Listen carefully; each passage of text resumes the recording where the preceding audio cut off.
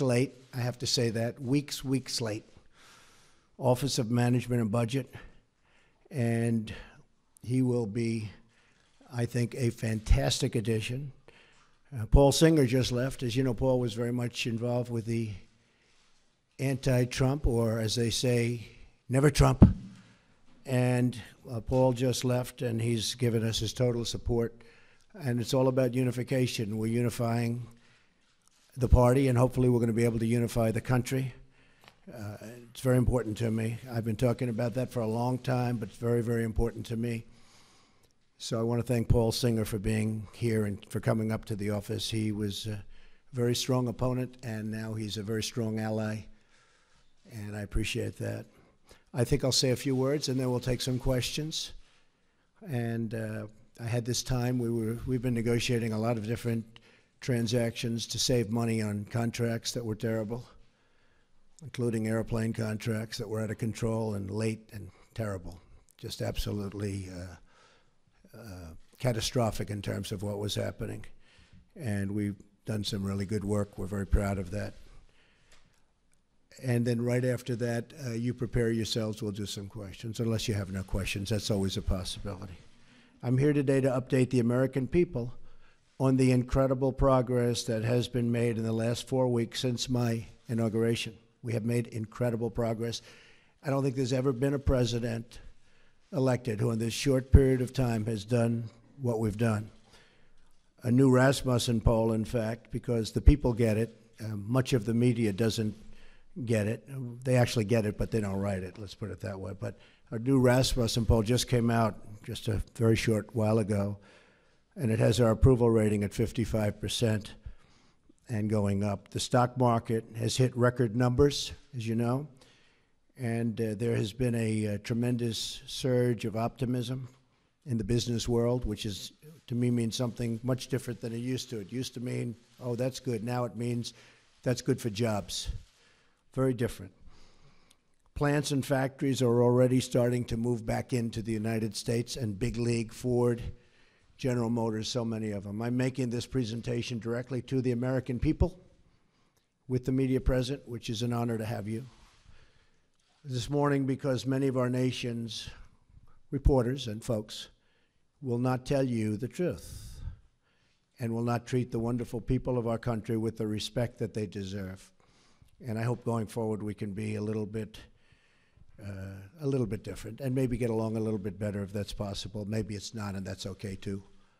Unfortunately, much of the media in Washington, D.C., along with New York, Los Angeles in particular, speaks not for the people, but for the special interests and for those profiting off a very, very obviously broken system.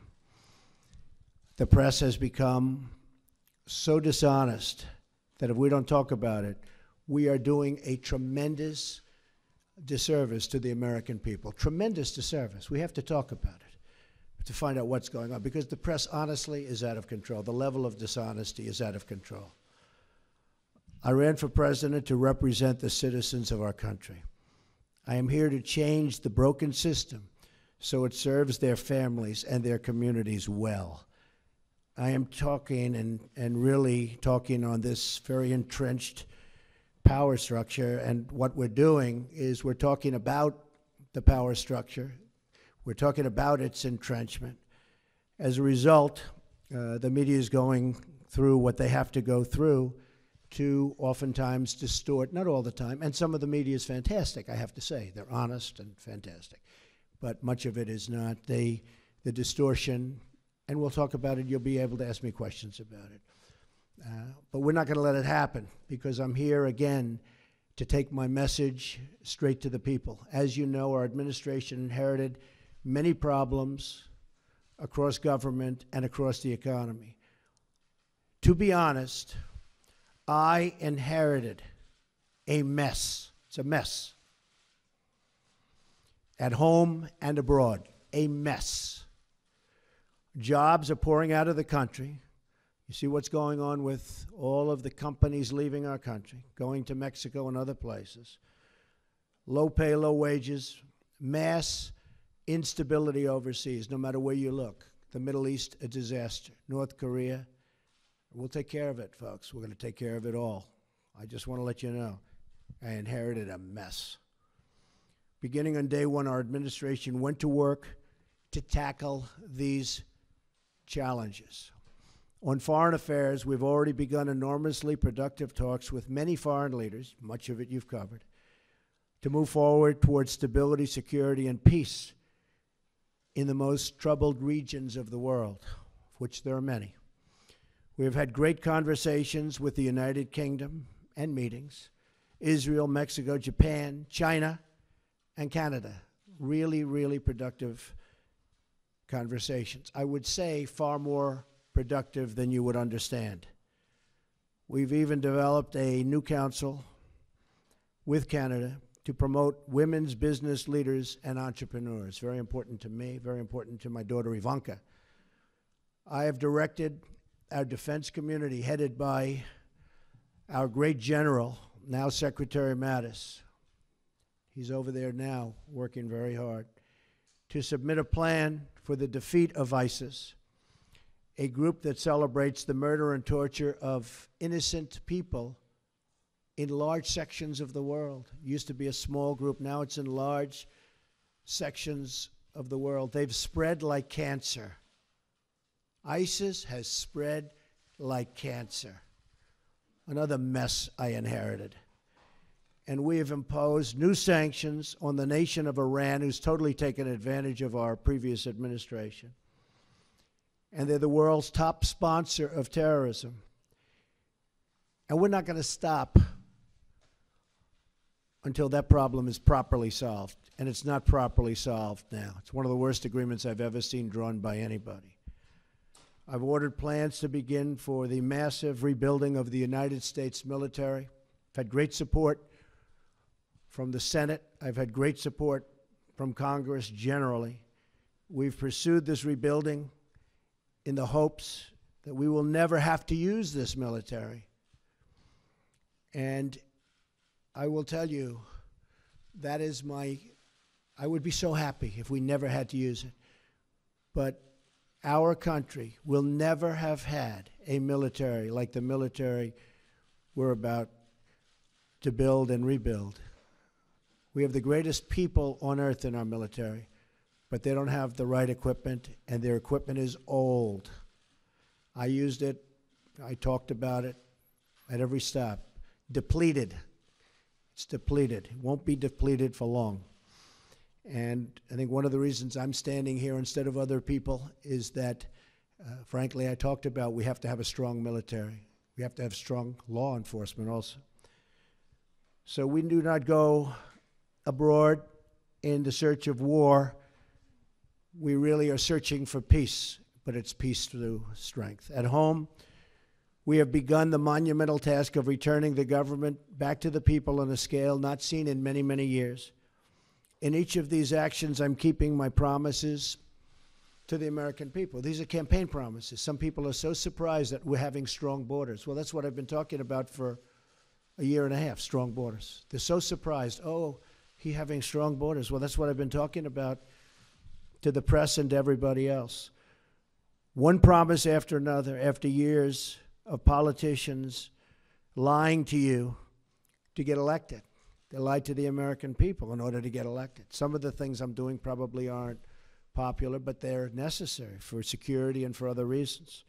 And then coming to Washington and pursuing their own interests, which is more important to many politicians. I'm here following through on what I pledged to do. That's all I'm doing. I put it out before the American people, got 306 electoral college votes. I wasn't supposed to get 222. They said there's no way to get 222. 230 is impossible. 270, which you need, that was laughable. We got 306 because people came out and voted like they've never seen before. So that's the way it goes.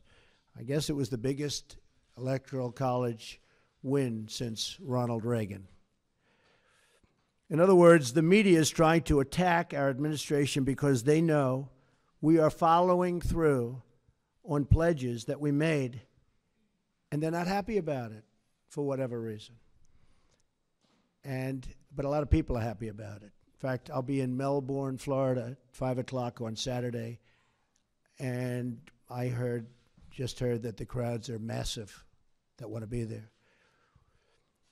I turn on the TV, open the newspapers, and I see stories of chaos. Chaos. Yet it is the exact opposite. This administration is running like a fine-tuned machine, despite the fact that I can't get my cabinet approved, and they're outstanding people, like Senator Dan Coats, who's there, one of the most respected men in the Senate. He can't get approved. How do you not approve him? He's been a colleague, highly respected, brilliant guy, great guy. Everybody knows it. We're waiting for approval.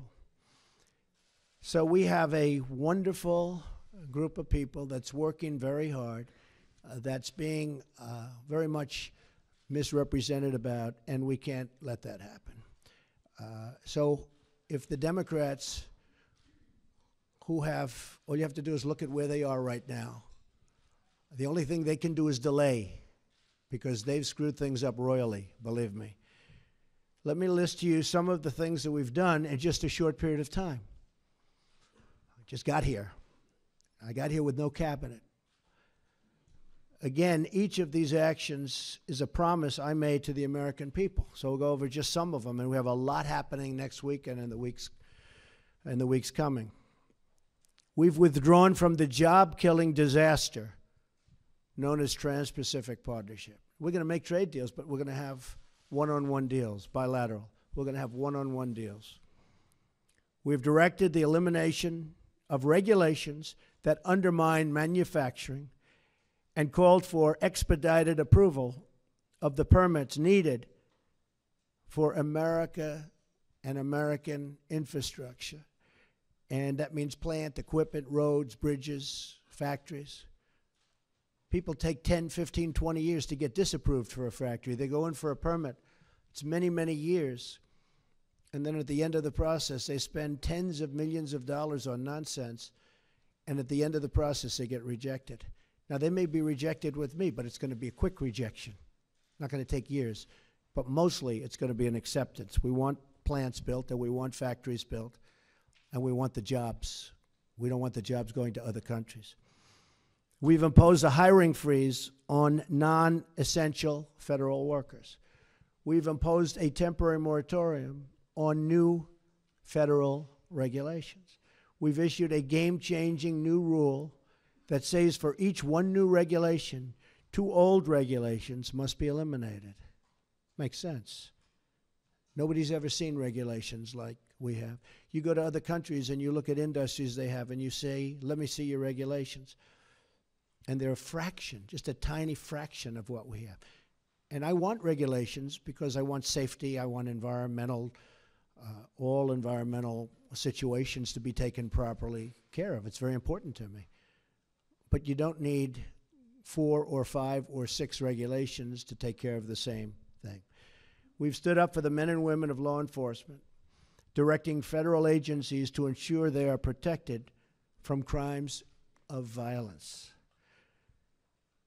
We've directed the creation of a task force for reducing violent crime in America, including the horrendous situation, take a look at Chicago and others, taking place right now in our inner cities. Horrible. We've ordered the Department of Homeland Security and Justice to coordinate on a plan to destroy criminal cartels coming into the United States with drugs. We're becoming a drug-infested nation. Drugs are becoming cheaper than candy bars, and we're not going to let it happen any longer. We've undertaken the most substantial border security measures in a generation to keep our nation and our tax dollars safe, and are now in the process of beginning to build a promised wall on the southern border. Met with General, now Secretary Kelly, yesterday, and we're starting that process. And the wall is going to be a great wall, and it's going to be a wall negotiated by me. The price is going to come down just like it has on everything else I've negotiated for the government. And we're going to have a wall that works. We're not going to have a wall like they have now, which is either non-existent or a joke. We've ordered a crackdown on sanctuary cities that refuse to comply with federal law and that harbor criminal aliens, and we've ordered an end to the policy of catch and release on the border. No more release. No matter who you are, release. We've begun a nationwide effort to remove criminal aliens, gang members, drug dealers, and others who pose a threat to public safety. We are saving American lives every single day. The court system has not made it easy for us. And are even creating a new office in Homeland Security dedicated to the forgotten American victims of illegal immigrant violence, of which there are many. We've taken decisive action to keep radical Islamic terrorists out of our country. Though parts of our necessary and constitutional actions were blocked by a judge's, in my opinion, incorrect and unsafe ruling, our administration is working night and day to keep you safe, including reporters safe, and is vigorously defending this lawful order. I will not back down from defending our country. I got elected on defense of our country, and I keep my campaign promises.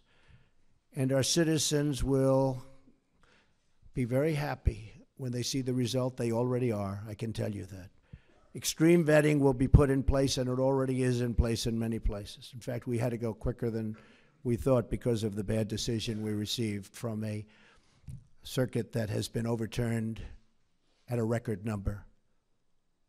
I've heard 80%. I find that hard to believe. That's just a number I heard, that they're overturned 80% of the time. I think that circuit is in chaos, and that circuit is, frankly, in turmoil. But we are appealing that, and we are going further. We're issuing a new executive action next week that will comprehensively protect our country. So we'll be going along the one path and hopefully winning that. At the same time, we will be issuing a new and very comprehensive order to protect our people. And that'll be done sometime next week, toward the beginning or middle at the latest part. We've also taken steps to begin construction of the Keystone Pipeline and Dakota Access Pipelines, thousands and thousands of jobs, and put new Buy American measures in place to require American steel for American pipelines. In other words, they build a pipeline in this country, and we use the powers of government to make that pipeline happen. We want them to use American steel. And they're willing to do that, but nobody ever asked before I came along. Even this order was drawn, and they didn't say that. And I'm reading the order. I'm saying, why aren't we using American steel? And they said, that's a good idea. We put it in. To drain the swamp of corruption in Washington, D.C., I've started by imposing a 5-year lobbying ban on White House officials and a lifetime ban on lobbying for a foreign government. We've begun preparing to repeal and replace Obamacare. Obamacare is a disaster, folks. It's a disaster. You know, you can say, oh, Obamacare. I mean, they fill up our rallies with people that you wonder how they get there, but they're not the Republican people that our representatives are representing. So we've begun preparing to repeal and replace Obamacare and are deep in the midst of negotiations on a very historic tax reform to bring our jobs back. We're going to bring our jobs back to this country, big league. It's already happening, but big league. I've also worked to install a cabinet over the delays and obstruction of Senate Democrats. You've seen what they've done over the last long number of years. That will be one of the great cabinets ever assembled in American history. You look at Rex Tillerson is out there negotiating right now. General Mattis, I mentioned before, General Kelly. We have great, great people. Mick is with us now. We have great people. Among their responsibilities will be ending the bleeding of jobs from our country and negotiating fair trade deals for our citizens. Now look, fair trade. Not free, fair. If a country is taking advantage of us, we're not going to let that happen anymore. Now, every country takes advantage of us, almost. I may be able to find a couple that don't, but for the most part, that would be a very tough job for me to do. Jobs have already started to surge. Since my election, Ford announced it will abandon its plans to build a new factory in Mexico and will instead invest $700 million in Michigan, creating many, many jobs. Fiat Chrysler announced it will invest $1 billion in Ohio and Michigan, creating 2,000 new American jobs. They were with me a week ago. You know, you were here. General Motors likewise committed to invest billions of dollars in its American manufacturing operation, keeping many jobs here that were going to leave. And if I didn't get elected, believe me, they would have left. And these jobs and these things that I'm announcing would never have come here. Intel just announced that it will move ahead with a new plant in Arizona that probably was never going to move ahead with. And that will result in at least 10,000 American jobs. Walmart announced it will create 10,000 jobs in the United States just this year because of our various plans and initiatives. And there'll be many, many more, many more. These are a few that we're naming. Other countries have been taking advantage of us for decades, decades and decades and decades, folks. And we're not going to let that happen anymore. Not going to let it happen. And one more thing, I have kept my promise to the American people by nominating a justice of the United States Supreme Court, Judge Neil Gorsuch, who is from my list of 20 and who will be a true defender of our laws and our Constitution. Highly respected. Should get the votes from the Democrats. You may not see that, but he'll get there one way or the other. But he should get there the old-fashioned way, and he should get those votes. This last month has represented an unprecedented degree of action on behalf of the great citizens of our country. Again, I say it, there has never been a presidency that's done so much in such a short period of time. And we haven't even started the big work yet. That starts early next week. Some very big things are going to be announced next week. So we're just getting started. We will be giving a speech, as I said, in Melbourne, Florida at 5 p.m. I hope to see you there. And with that, I just say, God bless America, and let's take some questions. Mara, go ahead. You were cut off pretty violently at our last news conference. Mike Flynn is a fine person, and I asked for his resignation. He respectfully gave it. He is a man who, there was a certain amount of information given to Vice President Pence, who's with us today, and I was not happy with the way that information was given. He didn't have to do that because what he did wasn't wrong. What he did in terms of the information he saw, what was wrong was the way that other people, including yourselves in this room, were given that information. Because that was classified information. It was given illegally. That's the real problem. And you can talk all you want about Russia, which was all a fake news fabricated deal to try and make up for the loss of the Democrats, and the press plays right into it. In fact, I saw a couple of the people that were supposedly involved with all of this. They know nothing about it. They weren't in Russia. They never made a phone call to Russia. They never received a phone call. It's all fake news. It's all fake news. The nice thing is I see it starting to turn, where people are now looking at the illegal, Mara, and I think it's very important, the illegal giving out classified information. It was, and let me just tell you, it was given out like so much. I'll give you an example. I called, as you know, Mexico. It was a very, very confidential, classified call, but I called Mexico. And in calling Mexico, I figured, oh, well, that's nice. I spoke to the president of Mexico, had a good call. All of a sudden, it's out for the world to see. It's supposed to be secret. It's supposed to be either confidential or classified in that case. Same thing with Australia. All of a sudden, people are finding out exactly what took place. The same thing happened with respect to General Flynn. Everybody saw this. And I'm saying, the first thing I thought of when I heard about it is, how does the press get this information that's classified? How do they do it? You know why? Because it's an illegal process, and the press should be ashamed of themselves. But more importantly, the people that gave out the information to the press should be ashamed of themselves. Really ashamed. Yes, go ahead. Keep your vice president in the dark for almost 2 weeks. Because when I looked at the information, I said, I don't think he did anything wrong. If anything, he did something right. He was coming into office. He looked at the information. He said, that's fine.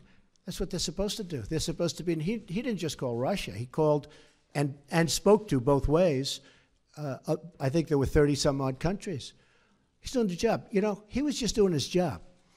The thing is, he didn't tell our vice president properly, and then he said he didn't remember. So either way, it wasn't very satisfactory to me. And I have somebody that I think will be outstanding for the position.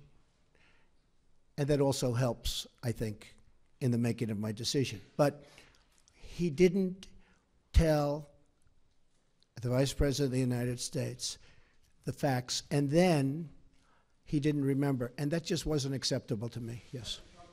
Since you brought up Russia, I'm looking for some clarification here.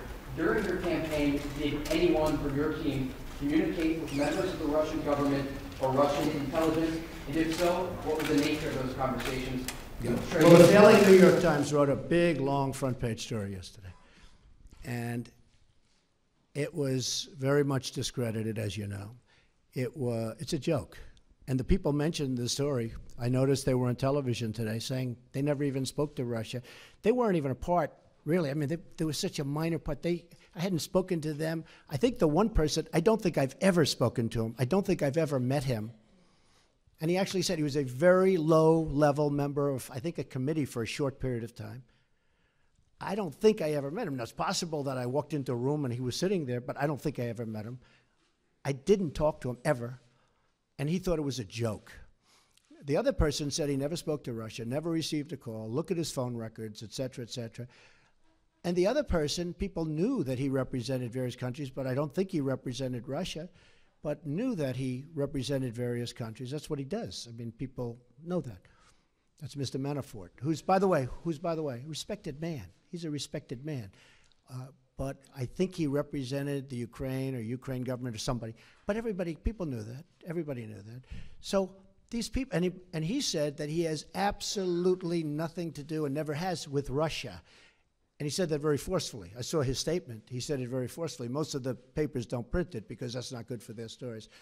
So the three people that they talked about all totally deny it. And I can tell you, speaking for myself, I own nothing in Russia. I have no loans in Russia. I don't have any deals in Russia. President Putin called me up very nicely to congratulate me on the win of the election. He then called me up extremely nicely to congratulate me on the inauguration, which was terrific. But so did many other leaders, almost all other leaders from almost all other countries. So that's the extent. Russia is fake news. This is fake news put out by the media.